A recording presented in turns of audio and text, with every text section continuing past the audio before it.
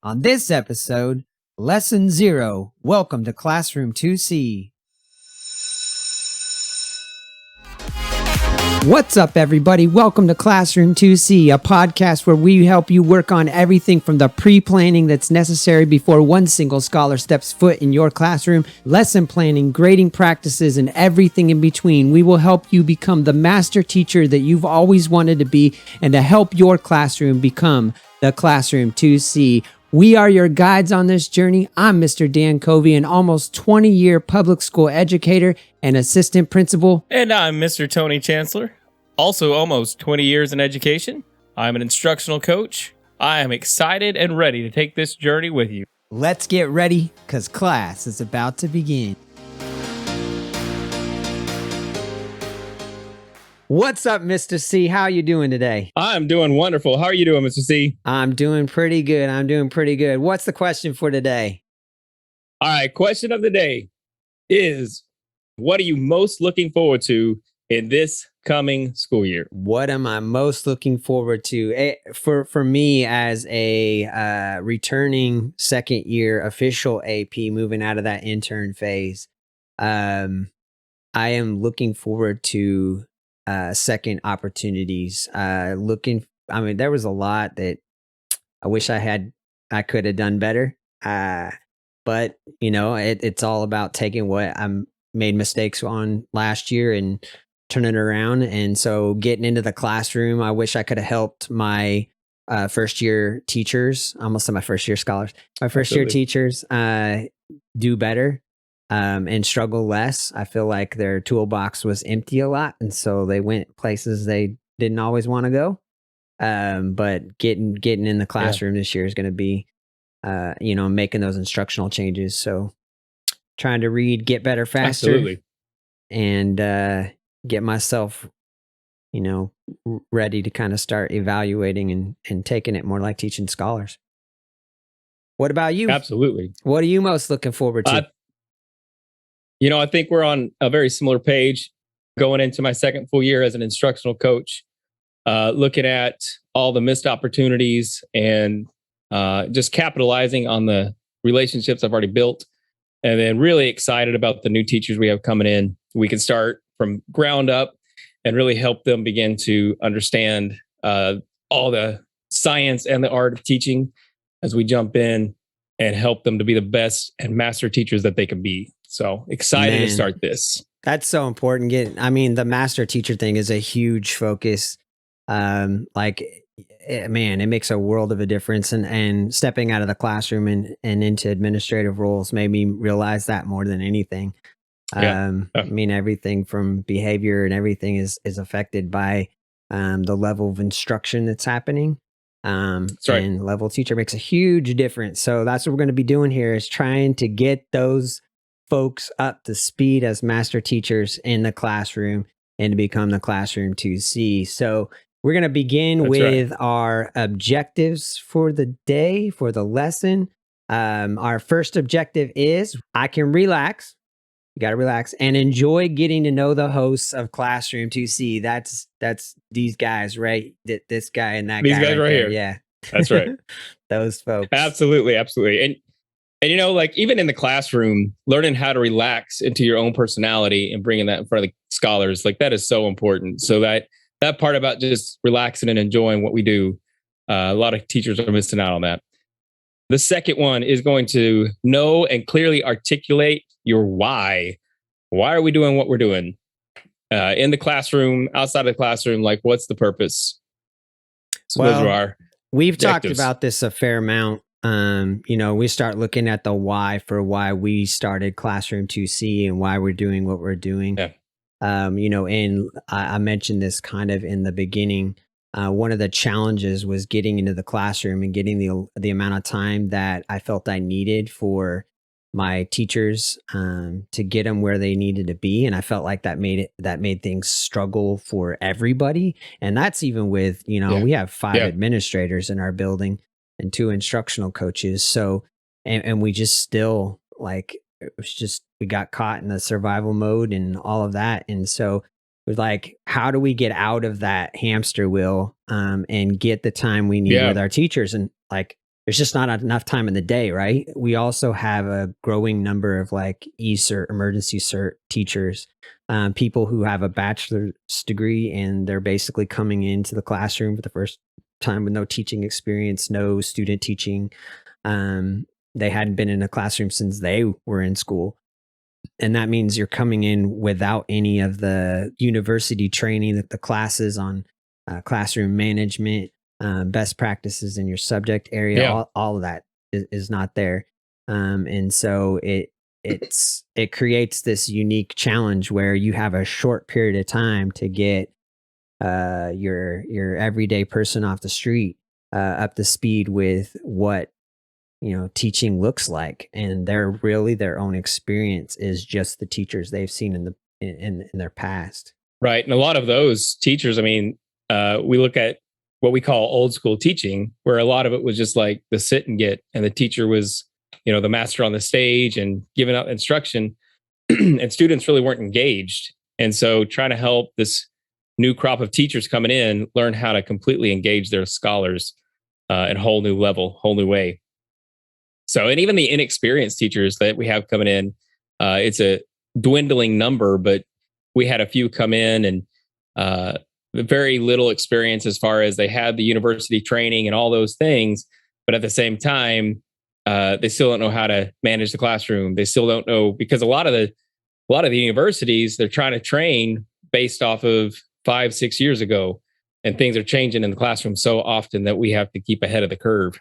Yeah, you and I know like how much like it takes to stay up to speed, and I feel like not to knock any like university programs, because we have some really great teaching university programs around here.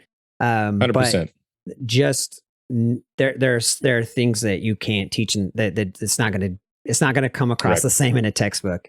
Exactly. And one of the things that we can do, because we have contextualized learning like for our area, is we kind of know what's worked, but then you start to realize and read around, and you start to the more you get into education, you realize those aren't just specific to your area. And that's another reason for doing this podcast, is like we're going to help our folks, but we're also going to share with everybody to help for those people that don't have someone out there. We become that PLC, that professional learning community space for them to be able to come together and interact with. So giving that space to be able to bounce things, listen, chat, interact, jump on the Facebook group, share what you're doing, all that kind of stuff, kicking practices back and forth. That's kind of the other reason why we wanted to provide this space. Absolutely.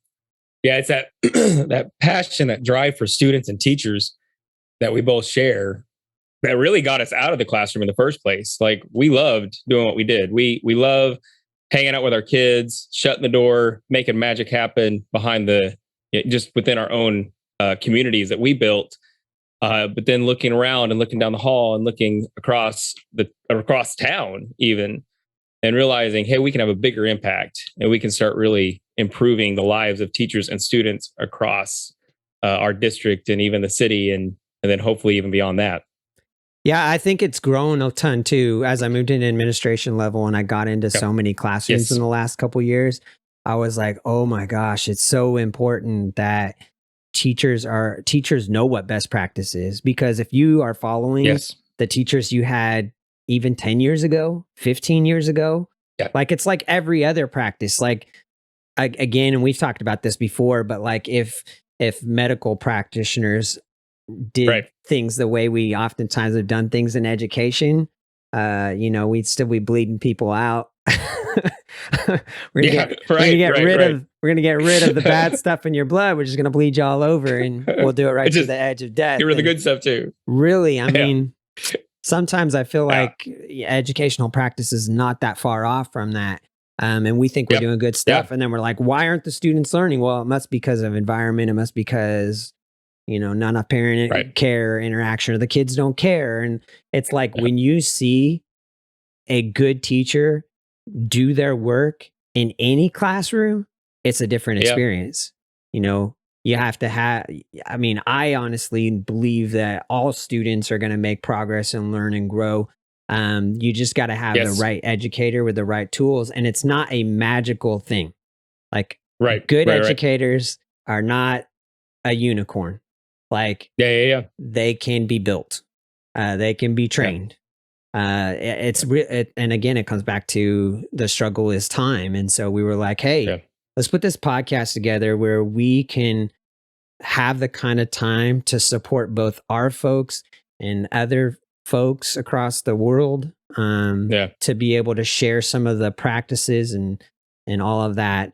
And again, it's born out of the inability to do what I want to accomplish for our Yeah. teachers that I moved out of the classroom to do, is Right. so that the and I say this all the time. I don't think education should be dependent on the bus that you get up in on or get on in the morning and go to school on. Right. Right. That and so getting involved in administration means going in and trying to guarantee that that's the case. That no matter what school a teacher goes to or place a teacher is, what school a student goes to, they're going to get a high level of education. They're going to get a high level, and that requires a high level Right. of teacher, like Yeah. in the And there's, classroom. I mean, and that's, all the research, everything always says, always comes back to the teacher in front of the students. It always comes back to that. And if we can in any way help and positively impact some of those teachers that are standing in front of those scholars, and all of a sudden they start doing better, then all of this becomes the reason we're doing it. I mean, it's all about just helping as many as we can. And like you said, we were always limited. Uh, Hmm. as much as I was trying to be a mentor teacher and help these teachers and those teachers, while I was teaching class, that wasn't going to happen. You have so little time to do everything you need to do, and then being a dad and a family man and all those things combined, there's Hmm. just no time to get everywhere you need to be all the time. And so, hopefully, this is going to be another stepping stone in our journey to try and try and help and improve education across, like I said, our state and our country, and hopefully leaving the world maybe. Yeah, and I think it goes to the core of what we were doing in the classroom with our students. Oh Like, yeah, it's yeah, about helping people master what yeah, they do so that they can change their practice so that they can improve lives, and that's yeah, what we're all about. Is I know you and I have talked about this, and we're going to share about it in a second, a little bit more, but it, it's it's our purpose. It's yeah, what we feel called to do, yep. on this planet. So speaking of that a little bit, just because relationships are huge for us, we want to take an Everyone, opportunity for people to get to know us a little bit. We do this in our classroom, at the beginning of the year. Spend a good couple days sharing little bits and pieces of everything about myself, yeah, so yeah, that students can find ways to connect, and it's yep, no different in our classroom 2C community. We want people to be able to feel like they connect, and you have spaces to connect with us. So we're going to share a little bit about our journey, as educators. We kind of started in different places, but um, I'm gonna go ahead and let Mr. C start us off by talking about how he got to become. Tell us a little bit about how you got to become an educator, how you got involved in education. yeah. So my journey started probably in seventh grade. Really, in seventh grade, I had an awesome teacher. Well, actually, in seventh grade, I had both. I had an awesome teacher and a not so great teacher, and one of them just connected with us in such a high level that I said, this person matters, and this person in what they do make me feel like I matter. And so all of a sudden, it's like, man, you can have that kind of an impact on people. That's what I want. Like, I want my life to be about making impacts on other people. And I was done just kind of selfishly living for myself when I got older, and it just started making sense. So in seventh grade, that's when I really decided, hey, I think I'm going to go into education. I want to be a teacher. And I had two great examples. I was like, I want to be exactly like that teacher, and I don't want to be anything like that other teacher. Um, that other teacher was one of those that kind of ostracized me in class one day and shut me down hard. And the relationship was broken and never mended. And it was just one of those things that I said, man, not only does the teacher have a power to build up Mhm. and to make better and to build bridges, the teacher also has the power to destroy and break down and completely annihilate kids' dreams. And so, that was the start of my journey, and I never looked back. It was kind of funny. My parents, when I came home, seventh grade, I said, "Hey, I know what I'm going to do. I want to be a teacher." And they said, "Well, son, that's great. We'll support. We're going to support you, but you better have a backup plan because there's not much in there." And they said, "As long like if that's what you want to do, we're going to support you full on, but just please make sure you got like something to fall back on if that didn't work out." And so that was great that I had supportive parents like that, and they could help me along that way. But really, it gets down to that inner desire that I have, and part of that comes from just my background and the life that I've lived and the things that I've seen and experienced, and as a man of religion, as a Christian man, just knowing that, man, this life is way beyond what I've got, and I need to be able to share things to others and just try to improve the best I can, and uh, finding that as an opportunity to make it in students, and I fell in love with middle school, and it's just been my jam. I love working with middle school students. I love being able to get to know them. They're figuring out life. You have a lot to offer them, as long as you don't continue to burn those bridges. And I know that's something that we talk about a lot. It's one of my, I guess you could say, pet peeves or soapboxes. When I see teachers just talk down and talk bad about kids, it's hard because it's like you can't make a difference. Yeah. You're not going to teach science. You're not going to teach math. You're not going to teach anything if that's how you see these people. And so we've got to see them as people and as people that have value and worth, and we build that up as we teach our subjects. Yeah, yeah, and you and I talk so much about the core of the relationship thing. Um, Oh, I you, central, you know, and central. it's not like a lot of people go, yeah, okay, yeah, teaching is about relationships and blah blah blah blah, Yeah, and then they only build relationships with the kids who are easy to build relationships with, and it's like right, right, anybody can do that. It's when you right, try to see the good in every scholar that sits in your classroom. And some of them are going to make it hard for you. And not on purpose. I don't I right, don't I right, don't believe any student is intentionally trying to like ruin stuff. right. I don't see it that way, and so I feel like a lot of scholars really they're they're getting attention however they can, and you Yeah, know giving them the right kind of attention. You and I both know this because we've seen we've seen lives yep, changed. We've yeah, seen kids turn around. Uh, yeah, like they notice when you've treated them differently. They notice yep, when they're like, man, you're the first teacher who who treated me in a way that was respectful and didn't talk down to me like I was a little kid, and didn't be like, I'm the boss and this is why you got to, and it wasn't that we didn't right, ask them right, to do hard things, because I right. believe our scholars were really successful at what we taught. Um, but it was just different. You could push them harder when you had the relationship. Yeah, yeah, Um, for me, I would, there's no way. When I was in sixth, seventh, eighth grade, there was no thought in my mind that I would ever be an educator, that I would ever be in a classroom. I think part of it too is it was hard for me from where I was coming from, in kind of a low socioeconomic status home, right. that I could imagine myself as a highly educated person. I was like, yeah, I go to college, but my brain couldn't even wrap around like Yeah, nobody yeah, in my family did. My mom dropped out of college or dropped out of high school in 11th grade. My dad got middle grades. School wasn't like, school was something he could take a few days off from anytime he wanted to type thing. And so uh, I didn't I was like, yeah, I'm going to go to college, but I didn't have this like really realistic idea Yeah. of what that meant. Like, and so Yeah.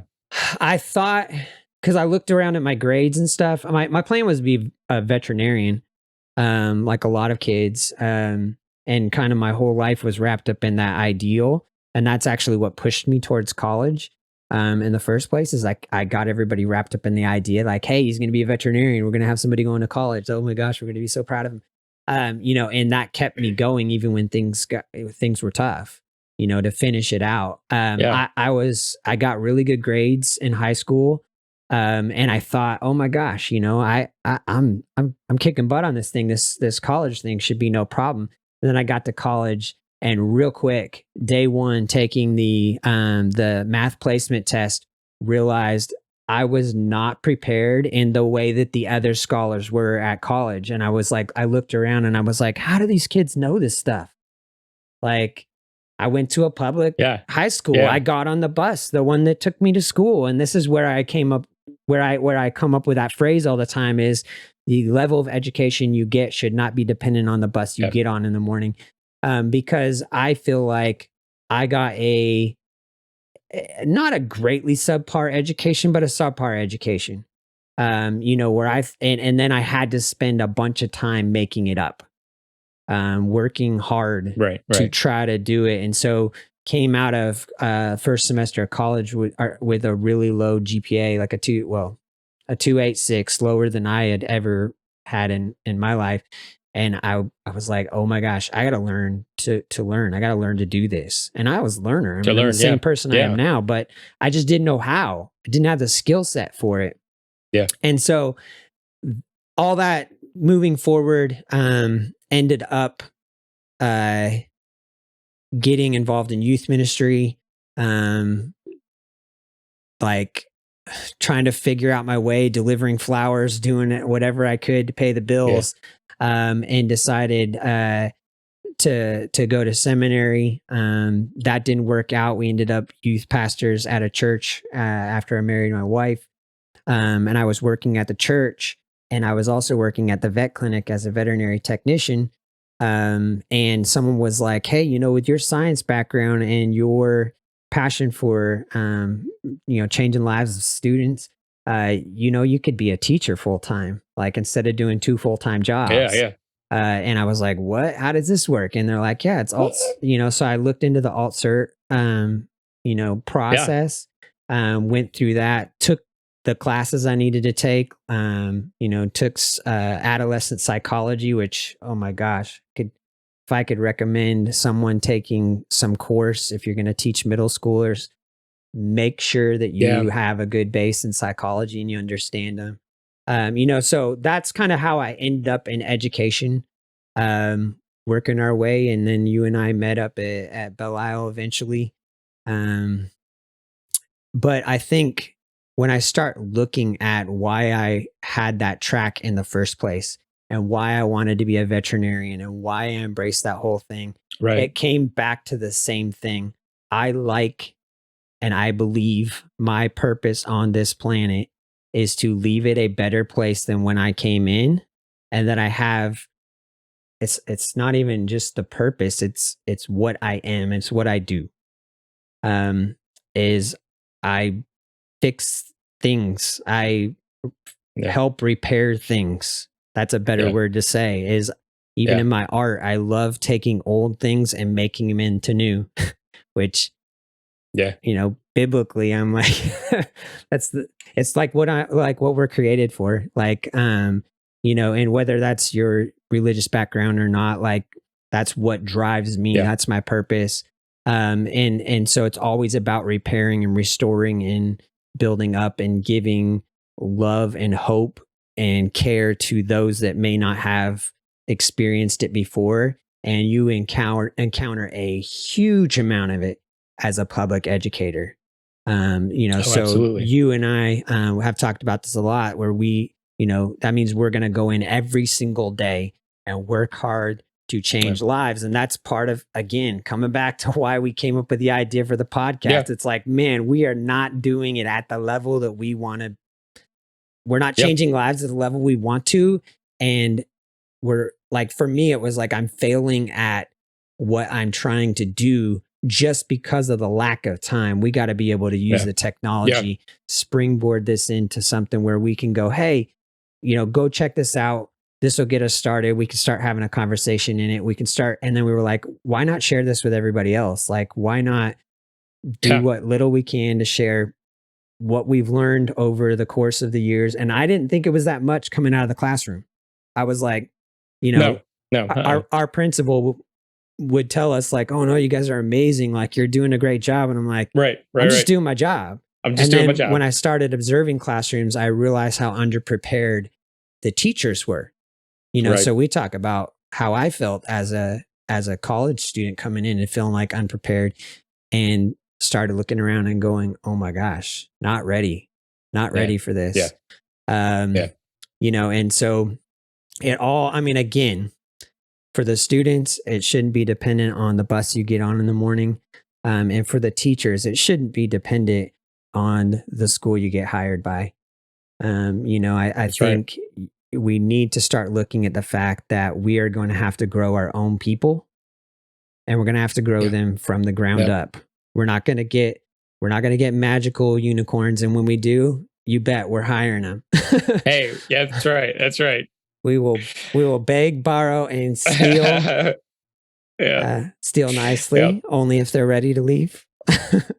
But we definitely will do whatever it takes to make sure that our scholars get the best educators possible. And right now, that's right. That means train them. Right. We got to do the right thing and train these people. Well, and I think, kind of going back to our journey together, that we met at a specific school under a specific leadership. But we came from very different backgrounds. So you came from the alt cert, background, and I came from the traditional college, all that kind of stuff. And yet, in a lot of ways, we still had the same deficiencies. I might have had more coursework and some other experiences that you did not have. But I mean, I can remember standing in front of my class the first year and going, I don't know what I'm doing. And I don't know how to handle when that student just looks at me and says, nope. No. Like, what do I do next? And so you don't have some of those toolboxes until you get to a point where you really start feeling comfortable in your own skin within your classroom. And I think that's kind of what sped us up together is we didn't start at the same school. I was at a different school and you were at a completely different school. And then we kind of merged on the same school together. And it was kind of a perfect storm. And we found each other being like-minded and desiring to make an impact and desiring to grow and not to stop. And so those conversations that we had created more and more conversations, which eventually turned into this awesome collaboration that we have even today. We're not at the same school now. And yet, a couple of weeks go by, if we haven't talked to each other, it's time. We gotta talk and collaborate and share. Hey, this is what I'm dealing with. I don't know how to help this one. And we began to kind of troubleshoot together as well. Yeah, no, in those conversations that we're having now, it's weird because as you were starting to say that, I was thinking about some of the conversations we're having, and we're talking about educators, but it's similar conversations. Like, I have this problem and I don't know how to get this person to grow, or I don't know how to get them to move. Like, what have you tried? What are some practices that you've read about? The hard part is I feel like in some ways, it's sort of like starting teaching all over again.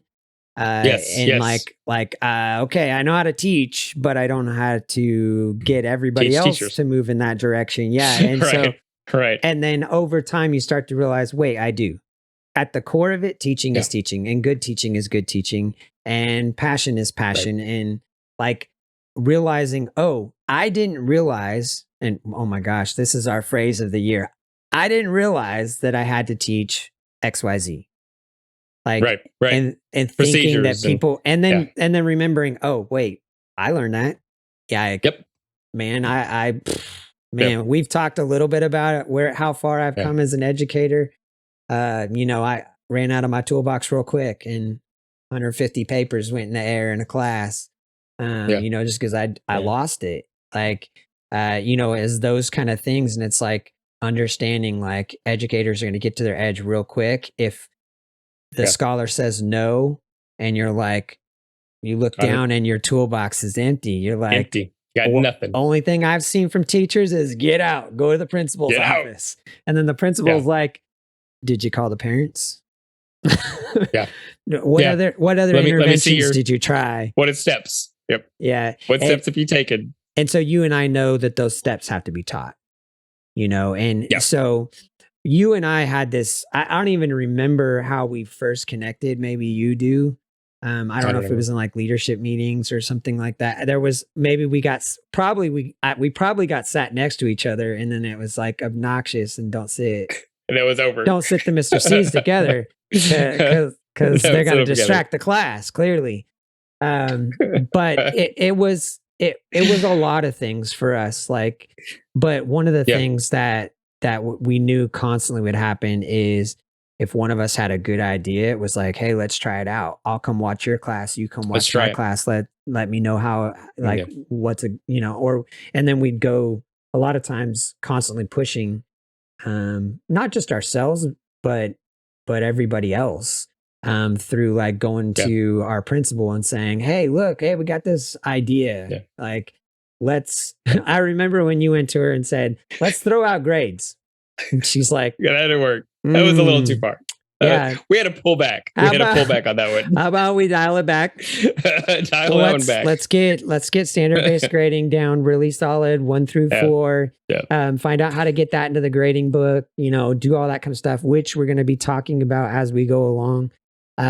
But absolutely, a lot of those conversations spread to our teams, and talking about it in our teams, and into because we weren't on the same team, went to electives, and then we talked a lot to kind of like what we're doing now. Like when you get excited about something, it's like, let's share it with people. Yeah.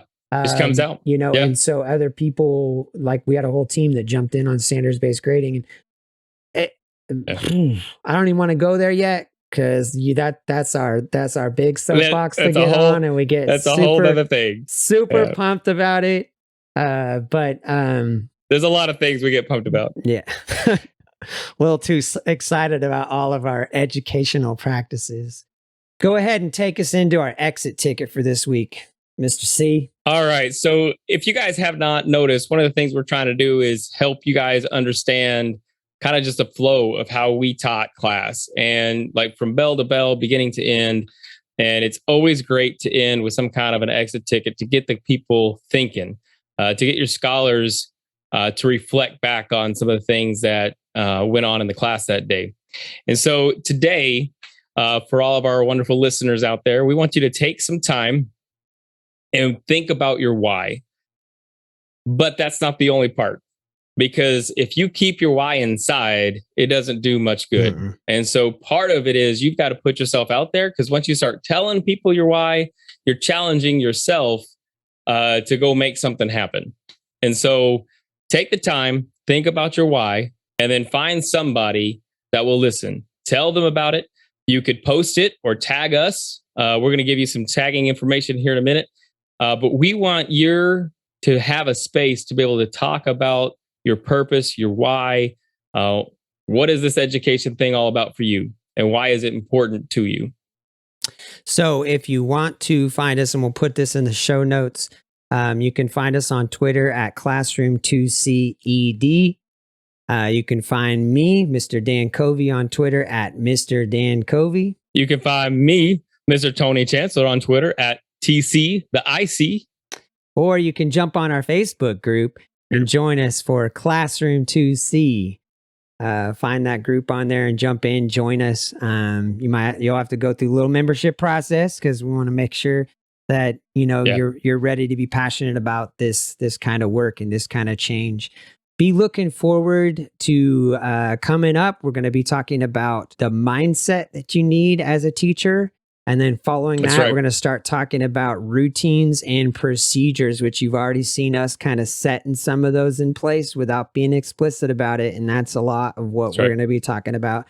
So thank you for joining us on Classroom 2C. Man, looking forward to it, Mr. C. This is going to be a great time. Great time. All right.